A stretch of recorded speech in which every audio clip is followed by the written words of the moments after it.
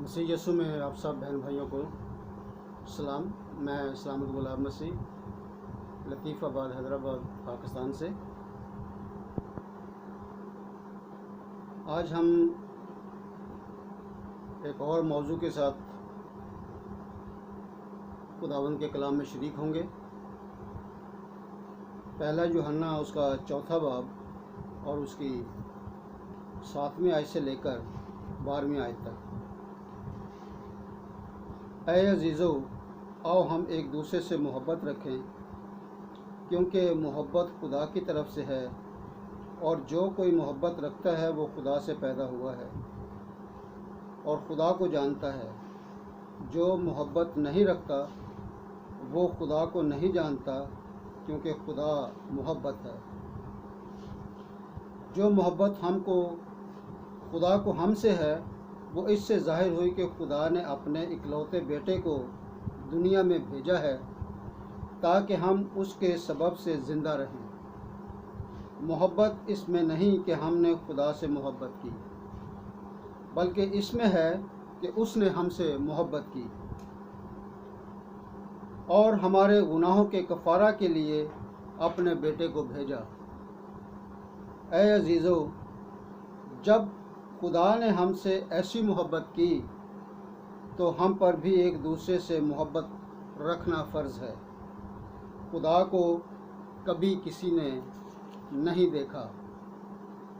अगर हम एक दूसरे से मोहब्बत रखते हैं तो खुदा हम में रहता है और उसकी मोहब्बत हमारे दिल में कामिल हो गई है।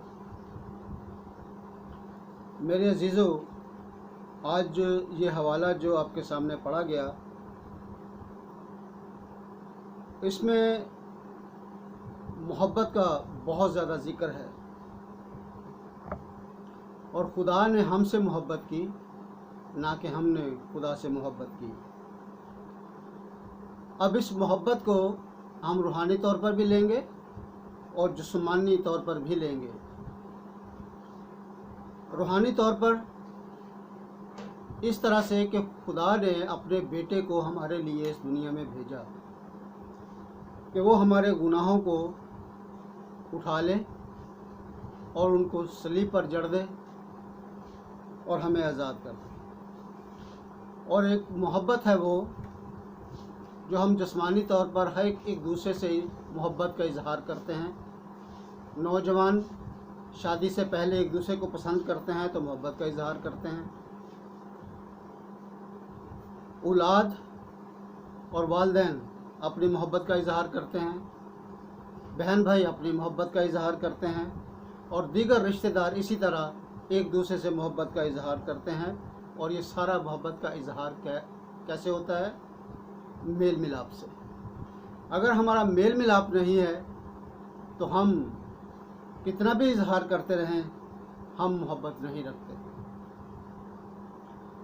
हम मोहब्बत का मतलब देखेंगे तो मज़मून आज हमने जो चुना है वो है खुदा मोहब्बत है, और मोहब्बत का मतलब है, ये हम मुख्तलिफ़ अल्फाज में इस्तेमाल करते हैं और इसके मतलब भी यही हैं: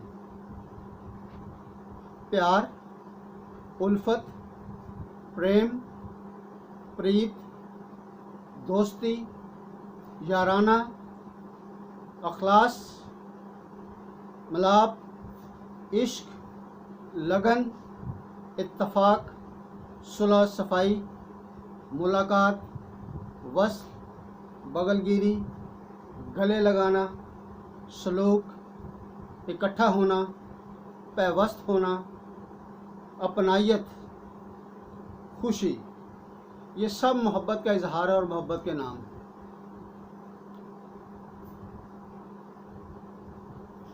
खुदा जो हमसे मोहब्बत रखता है वो कब हमारे साथ होता है?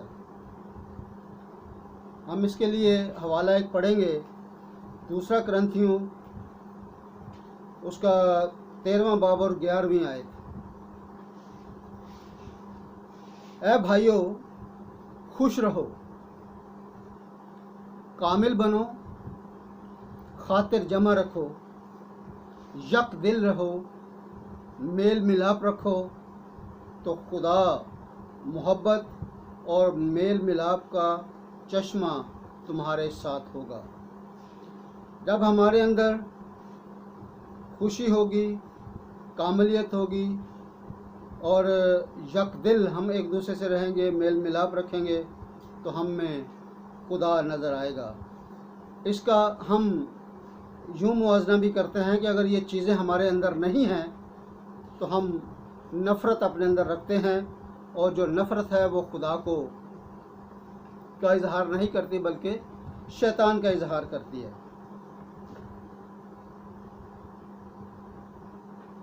जैसा कि अभी हमने पढ़ा है कि हम खुदा से मोहब्बत कैसे रख सकते हैं, यकदिली से, मेल मिलाप से।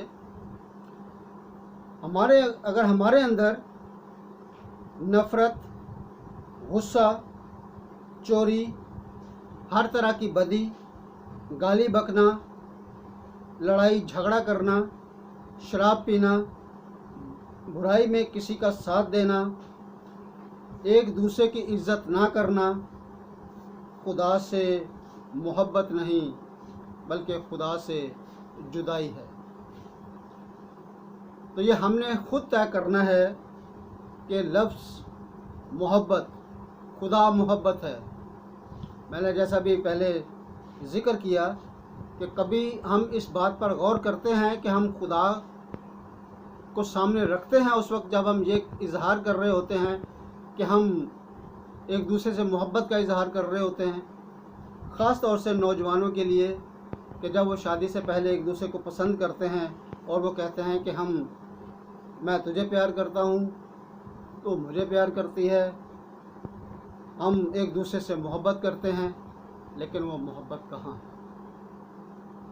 क्या खुदा जैसी मोहब्बत, खुदा जैसा नाम, मोहब्बत जैसा पवित्र नाम, क्या हम उसकी इज़्ज़त करते हैं या उसको हम बेइज्जत करते हैं? जब हम तमाम दुनियावी काम कर रहे होते हैं तो हम मोहब्बत नहीं कर रहे होते। अगर मोहब्बत नहीं कर रहे होते तो फिर क्या कर रहे होते? तो इसका जवाब ये होगा कि हम उस वक्त खुदा को ठट्ठों में उड़ा रहे होते हैं, खुदा का मजाक कर रहे होते हैं। क्यों? कि अभी हमने खुदावंद के कलाम में पढ़ा कि खुदा मोहब्बत है, लेकिन हम अपने मतलब के लिए लफ्ज़ मोहब्बत का इस्तेमाल करते हैं और नफ़रत, एक दूसरे को तंग करना, परेशान करना, एक दूसरे के ख़िलाफ़ जाना, हम लफ्ज़ मोहब्बत का दे देते हैं। तो ये खुदा को ठट्ठ में उड़ाने के मुतरादिफ है। गलतियों 6 बाब उसकी 7वीं आयत अगर पढ़ते हैं हम तो उसमें लिखा है, फ़रेब ना खाओ, खुदा ठट्ठों में नहीं उड़ाया जाता, क्योंकि आदमी जो कुछ बोता है वही काटेगा। सोचें कि हम क्या अमल कर रहे हैं। हम वाकई अपनी मोहब्बत का इजहार उस खुदा को सामने रखते हुए करते हैं कि जिस तरह उसने अपने बेटे को इस दुनिया में हमारे लिए भेजा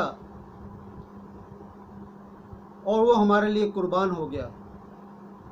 तो इसका इजहार भी खुदावंद ने कलाम में किया है कि मैंने तुम्हें चुन लिया है, तुमने मुझसे मोहब्बत नहीं रखी, मैंने तुमसे मोहब्बत रखी है। तो हम आज कैसी मोहब्बत को अपने अंदर अपनाए हुए हैं?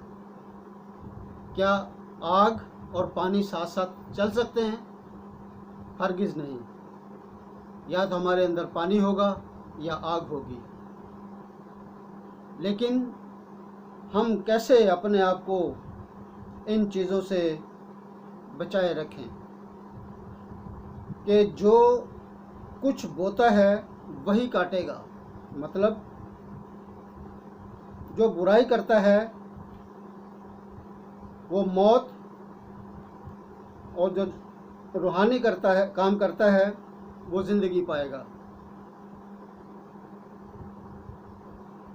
जो ज़िंदगी पाएगा वो इस बात का इजहार करेगा क्योंकि खुदा मोहब्बत है। अगर हम गलतियों 5वां बाब और उसकी 19वीं आयत से लेकर 21वीं आयत तक पढ़ें तो यहाँ जिस्मानी कामों का और रूहानी फलों का जिक्र है। और रूहानी फल हमारी ज़िंदगी में क्या करते हैं? हमारी ज़िंदगी में एक ऐसा अमल जारी हो जाता है कि अगर हम उसको करते रहें तो हम कभी खुदा के उस इजहार को, उस मोहब्बत को, कि अगर हम कहते रहें कि खुदा मोहब्बत है, हम मोहब्बत करते हैं, तो वो नहीं हो सकती। क्योंकि गलतियों 5वां बाब और उसकी 19वीं आयत से लेकर 21वीं आयत तक पढ़ें तो जिस्मानी काम यूँ हैं, और अब जिस्म के काम तो ज़ाहिर हैं, यानी हरामकारी, नापाकी, शहवत परस्ती, बुत परस्ती, जादूगरी, अदावतें, झगड़ा, हसद, गुस्सा, तफरके, जुदाइयाँ, बिदतें, बुग़्ज़, नशाबाजी, नाच रंग और इनकी मानिंद। इनकी बाबत तुम्हें पहले से कह देता हूँ कि जैसा कि पेशतर जता चुका हूँ, ऐसे काम करने वाले खुदा के बादशाही के वारिस ना होंगे। तो आज हम किस जगह पर खड़े हैं? क्या ये जो कुछ हमने खुदावंद के कलाम में पढ़ा, ये खुदा की मोहब्बत का इजहार है? क्योंकि उसने जब अपने बेटे को हमारे लिए इस दुनिया में भेजा तो ये सारे काम मिटा देने के लिए भेजा, और उसने हमारे लिए ऐसा किया भी। लेकिन अगर आज हम इन सारी चीज़ों को अपने अंदर रखते हैं तो फिर हम खुदा से मोहब्बत नहीं रखते और किसी से भी हम मोहब्बत नहीं रखते। क्योंकि अगर हम कहते हैं कि खुदा मोहब्बत है तो ये सारी चीज़ें उस मोहब्बत का इजहार नहीं करती। मोहब्बत का इजहार कौन सी चीज़ें करती हैं? हम खुदा उनके कलाम में से देखें। मगर रूह का फल मोहब्बत, खुशी, इत्मीनान, तहम्मुल, मेहरबानी, नेकी, ईमानदारी, हिल्म, परहेजगारी है। ऐसे कामों की कोई शरीयत मुखालिफ नहीं। और जो यीशु मसीह के हैं उन्होंने जिस्म को उसकी रगबतों और ख्वाहिशों समेत सलीब पर खींच दिया। क्या हमने अपनी सारी रगबतें, जो हमारी सारी रवशें हैं, क्या हमने सलीब पर खींच दी हैं? क्या खुदावंद यीशु मसीह ने जो हमारे लिए इस दुनिया में आने का एक मकसद पूरा किया, क्या हम आज उसकी कदर करते हैं? तो ये वो चीज़ें हैं कि जिससे हम अंदाज़ा लगा सकते हैं कि हमारे अंदर वो मोहब्बत है। हम फ़ख्रिया कह सकते हैं कि खुदा मोहब्बत है। हम कह सकते हैं कि हम अपने तमाम मेल जोल वालों से मोहब्बत रखते हैं। अगर नहीं रखते हैं तो फिर खुदा हम में नहीं है। हम मोहब्बत को कैसे कायम रख सकते हैं? यीशु मसीह को खुदा का बेटा मानने से हम मोहब्बत को कायम रख सकते हैं। क्योंकि पहला यूहन्ना उसका 4 बाब 15वीं और 16वीं आयत पढ़ें तो उसमें लिखा है कि जो कोई इकरार करता है कि वो खुदा का बेटा है, वो उसमें कायम रहता है। हम कहते तो हैं कि हम खुदा, यीशु मसीह खुदा का बेटा है, लेकिन अगर हम मोहब्बत नहीं रखते तो हम उसका इनकार कर देते हैं।